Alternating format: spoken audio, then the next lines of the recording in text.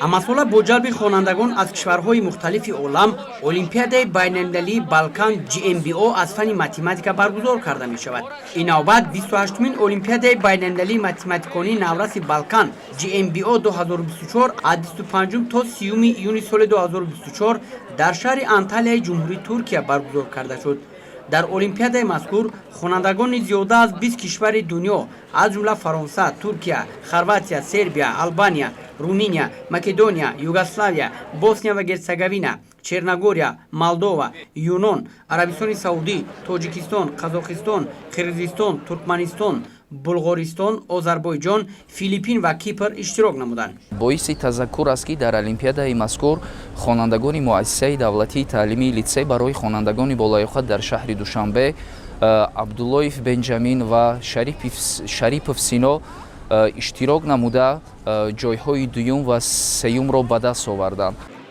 мавриди зикр аст ки дар ин олимпиадаи бонуфузи байналмилалӣ хонандагони тоҷик низ фаъолона иштирок намуда ба гирифтани ҷойҳои ифтихорӣ мушарраф гардиданд ва бори дигар обрӯи Тоҷикистонро дар арсаи байналмилалӣ баланд бардоштанд. аз ҷумла 2 нафар хонандагон аз литсеи барои хонандагони болоёха дар шаҳри Душанбе дар ин сабқати илмию зеҳнии сатҳи ҷаҳонӣ фаъолона иштирок намуда ба гирифтани ҷойҳои дуюм медали нуқра ва ҷойи сеюм медали биринҷӣ сарфароз гардиданд. номи ман Абдулраҳмон Мустафо, ман дар мактаби байналмилалӣ дар шаҳри Душанбе мехонам ва сазовори ҷои дуюм шудам дар олимпиадаи байналмилалии балкан. ман Шаропов Сино, хонандаи синфи 9 муассисаи давлатии таълимии литсей барои хонандагони болоёха дар шаҳри Душанбе мебошам. аз санаи 25 то 30 июн дар олимпиадаи байналмилалии наврасонии математикони балкан иштирок намуда сазовори ҷои дуюм гардидам.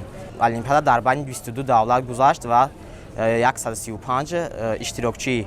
минбаъд кӯшиш мекунам ки дар олимпиадаҳои минбаъда сазовори ҷои якум гардам. дар соли таҳсили 2023 ва 2024 ин аллакай 14-умин дастоварди хонандагони литсей мебошад ки дар олимпиадаҳои сатҳаш гуногун яъне байналмилалӣ чи олимпиадаҳои ҷаҳонӣ иштирок намуда ҷойҳои сазаворро ба даст оварданд. ноил шудани хонандагони тоҷик ба чунин дастовардҳои арзандаи сатҳи байналмилалӣ бори дигар аз дастгириҳои ҳамешагии ҳукумати мамлакат нисбати соҳаи маорифи мамлакат шаҳодат медиҳад.